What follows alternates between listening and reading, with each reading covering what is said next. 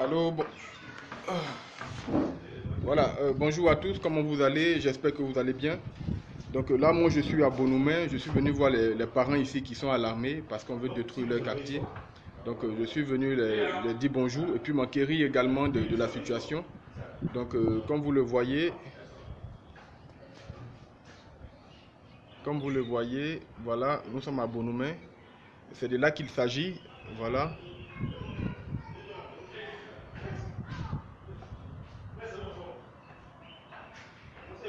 Donc voilà, je suis avec le doyen, voilà, il va quand même expliquer un peu ce qui se passe, pourquoi est-ce qu'on veut casser les maisons, comment se fait-il que ils vont se retrouver bientôt SDF, donc quel est vraiment le problème.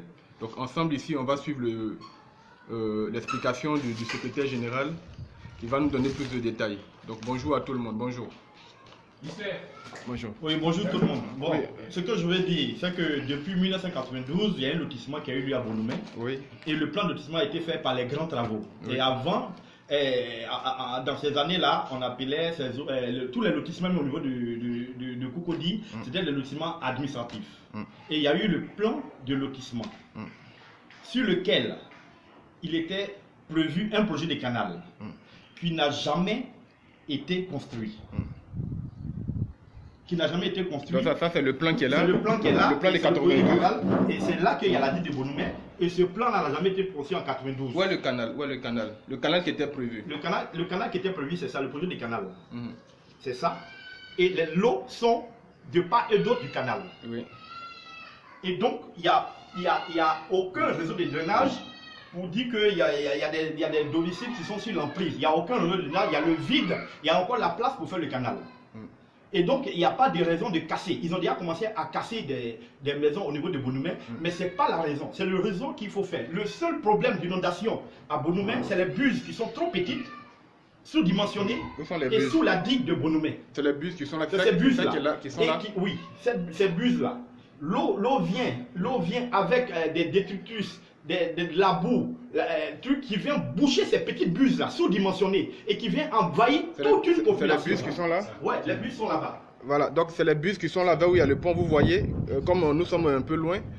Donc voilà. Donc voilà. Réellement, ça c'est le... Là c'est beaucoup visible.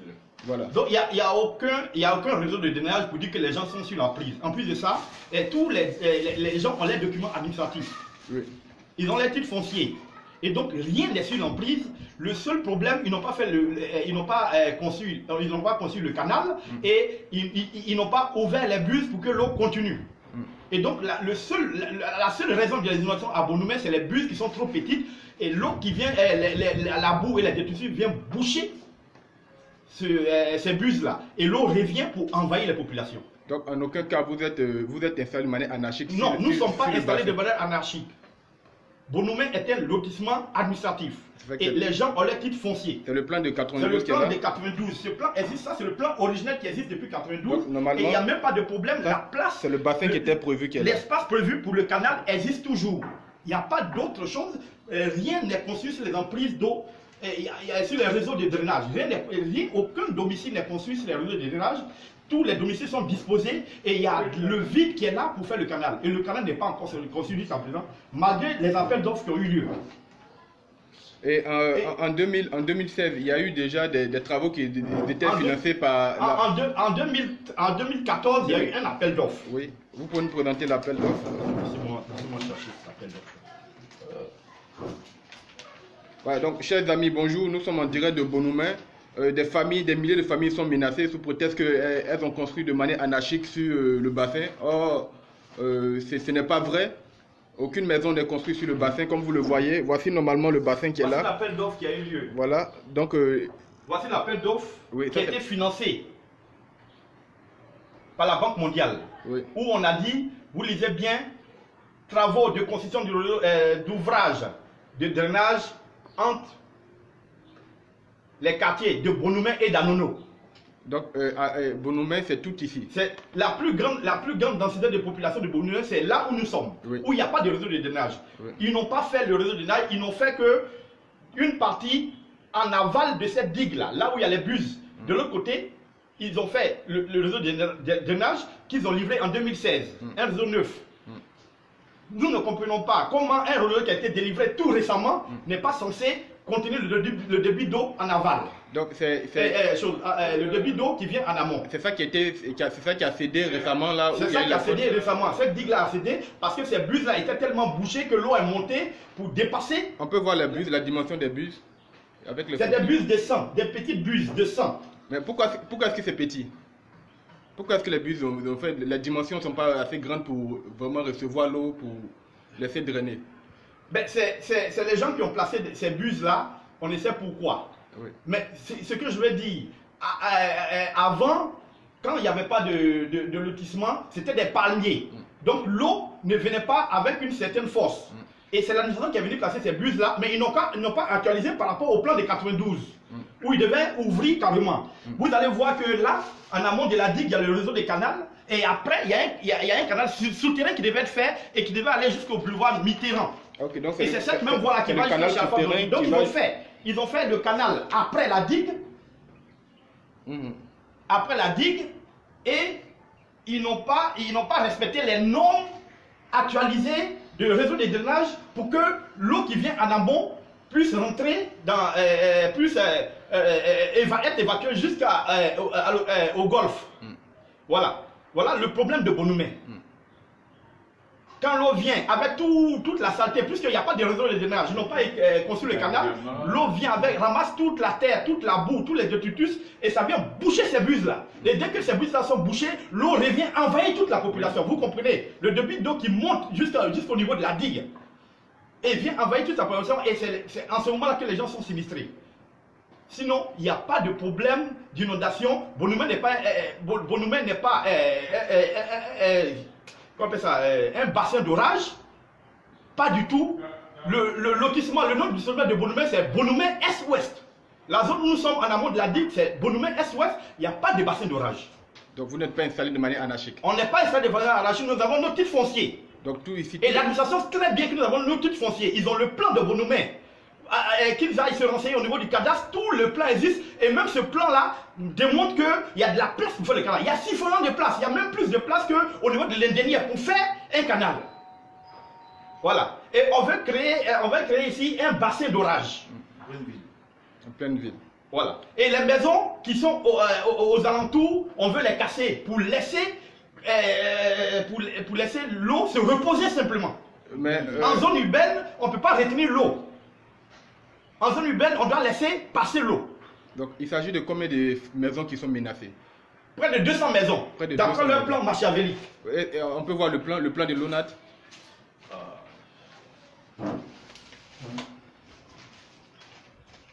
Voilà. Voici le plan qu'ils ont pour détruire les maisons, alors qu'il y a de la place pour faire le canal. Donc, et sur ce plan-là, ils n'ont même pas représenté le projet des canaux qui existe sur le plan originel. Donc ils ont juste apposé ça c'est le plan originel de 92. Où il y a bien le projet des canaux de 92. Et ça c'est le plan 92 ça c'est le plan de l'ONAD qui veut détruire toutes ces maisons. Où il y a le rouge là. Voilà.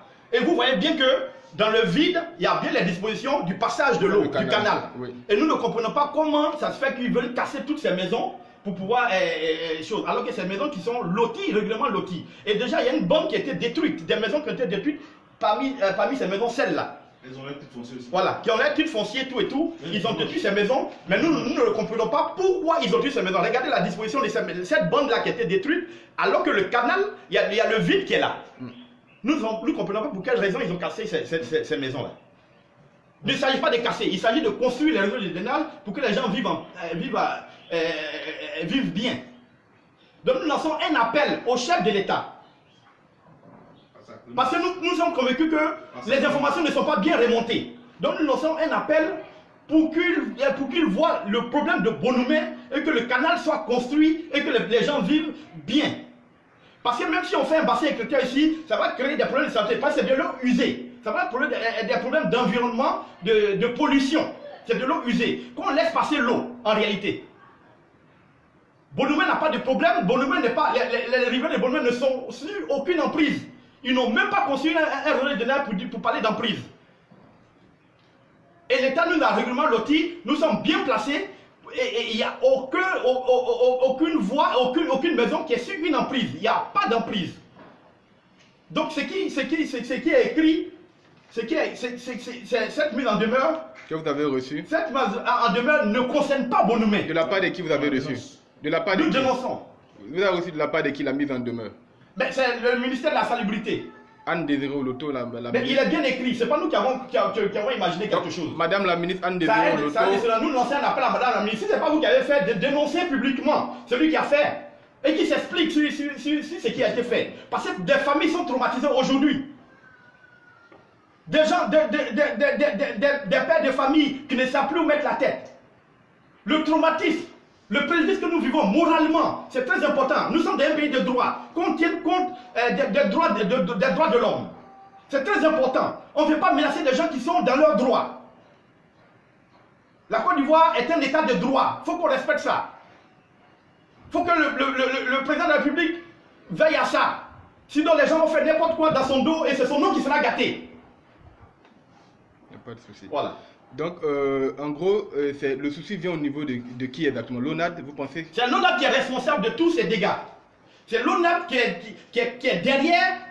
Nous sommes convaincus que c'est l'ONAD qui est derrière ce truc-là. Parce qu'en réalité, en aucun cas, vous êtes installé de manière anarchique. Vous avez votre titre de propriété. Nous avons et le problème, c'est que c'est le canal qui n'a pas été achevé. Construit, jamais. Et donc, il n'y a pas d'emprise. Il n'y a pas eu de moment où rien n'a été construit. Il n'y a pas d'emprise. Voilà. Et l'espace même pour construire le canal existe toujours. Il y a toujours assez de place. C'est l'espace qui est là, qu'on voit là. Et ça va jusqu'à Niamant. Cet espace-là existe. Ok, il n'y a pas de souci. Voilà. Il n'y a pas de souci. Donc c'est bien expliqué, doyen, c'est bien expliqué. Donc vraiment, tous mes encouragements, tous mes soutiens. Merci beaucoup. Voilà. Donc, chers Ivoiriens, voilà, vous venez de suivre l'explication du secrétaire général du syndic. Du syndicat des propriétés de Bonoumé SOS. Vous voyez, il y a des familles qui sont encore là à l'armée, bientôt vont se retrouver dans la rue. Nous, Ivoiriens, nous ne souhaitons pas vraiment voir cela. Nous avons vécu Danga, nous avons vécu Pobo et Abattoir. Au jour d'aujourd'hui, les familles sont encore exposées à elles-mêmes dans les salles de classe. On va encore venir créer un nouveau drame. Donc, chers Ivoiriens, veuillez partager massivement cette vidéo afin que les autorités puissent être saisies. Parce qu'il ne s'agit pas ici de faire un bras de fer, il ne s'agit pas ici de créer un état de non-droit. Ce que les Ivoiriens veulent, c'est de dormir en paix dans leur maison. Donc, chers Ivoiriens, voici un nouveau combat qui commence. Il faut tous se mobiliser pour venir en aide aux familles de Bonoumé SOS. Parce que ces familles-là ne sont pas installées de manière anarchique sur aucun passage d'eau ou sur aucun bassin. C'est le travail du gouvernement qui n'a pas été fait. L'État fait une continuité. Les titres de propriété, ce n'est pas les populations qui délivrent. Les permis de construire, ce ne sont pas les populations qui délivrent, mais c'est une administration qui délivre cela. Voilà. Donc, il va falloir prendre ses responsabilités parce que nous sommes d'un pays des droits. Donc, chers Ivoiriens, c'était là une première intervention. Nous allons multiplier nos interventions là pour interpeller de manière pacifique nos autorités. Parce que là, c'est en période de rentrée scolaire. Les parents sont en train de s'organiser pour penser comment est-ce qu'ils vont inscrire les enfants à l'école et non pas penser comment est-ce qu'ils vont quitter les maisons de manière abusive. Donc, chers Ivoiriens, il faut interpeller le DG de l'ONAD. Monsieur le DG de l'ONAD, si on ne vous fait pas les bons rapports, arrêtez de torpiller, arrêtez de fatiguer vos concitoyens. Vous êtes à la tête de l'ONAD là, c'est pour servir le peuple et non pas pour vous servir. Voilà. Donc monsieur le DG de l'ONAD, c'est à vous que je m'adresse. Vous êtes là pour servir le peuple et non pas pour vous servir. Vous n'êtes pas là pour casser des maisons, mais vous êtes là pour trouver des solutions de drainage et d'assainissement. Si vous êtes incapable, monsieur le DG de l'ONAD, de servir le peuple, il faut démissionner. Parce que vous êtes à la tête de cette structure étatique, vous êtes payé avec l'argent de tous les contribuables. Donc ceux que vous voulez casser les maisons là, eux aussi ils vous payent. Parce que c'est les impôts qu'ils payent qui servent à vous payer. Ils payent les impôts fonciers. Donc chers Ivoiriens, c'était là ma première intervention. Nous allons multiplier nos interventions. Donc monsieur le Président de la République, vous revenez de la Maca et vous revenez de la Mecque. Monsieur le Président, vous avez fait un bon pèlerinage qui était salué par tous les Ivoiriens. Vous avez prié pour les Ivoiriens. Les gens de Bonoumé veulent aussi aller vous accueillir en paix. Les gens de Bonoumé vont vous dire Akwaba est bon arrivée depuis la Mecque. Mais pendant ce temps que vous arrivez de la Mecque, on veut casser les maisons de manière abusive. Et nous disons non. Nous disons non à cela aujourd'hui, nous disons non à cela demain. Donc de manière pacifique, nous allons nous mobiliser à travers le pays pour que les déguerpissements abusifs cessent. L'Ivoirien est fatigué.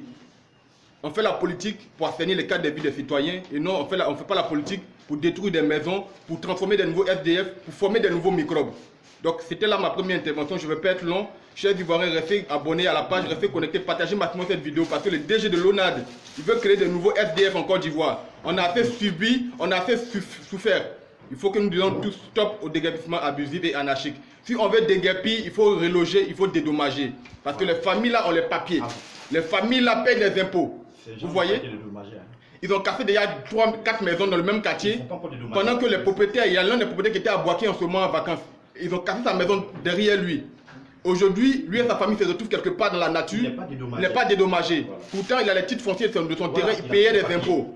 On ne peut pas être dans un état de voilà, on peut pas être dans ce genre d'état. Pendant que vous permettez aux gens de construire, vous délivrez les permis de construire, vous délivrez les titres de propriété et derrière venez casser. L'État fait une continuité. L'État fait une continuité. Donc arrêtez de casser, arrêtez de torpiller vos populations. Vous êtes là pour servir le peuple et non pas pour vous servir. Donc chers Ivoiriens, merci à vous. C'était là mon bonjour matinal.